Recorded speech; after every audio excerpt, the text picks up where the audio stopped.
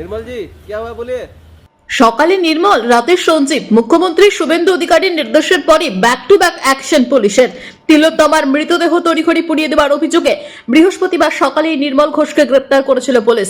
স্ক্যানারে ছিলেন প্রাক্তন কাউন্সিলর সঞ্জীবও, তিনিও ইতিমধ্যে গ্রেপ্তার। অবশেষে তাকেও গ্রেপ্তার করল খড়দহ থানার পুলিশ। তবে নির্মল ও সঞ্জীব ছাড়া আরও এক অভিযুক্ত সোমনাথদের বিরুদ্ধেও অভিযোগ দায়ের করেছিলেন তিলোত্তমার বাবা মা।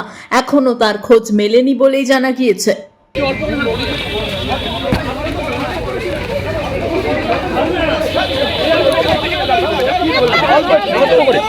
কি বলবেন প্লিজ? না না না গ্রেফতার করা হয়েছে, কি বলবেন?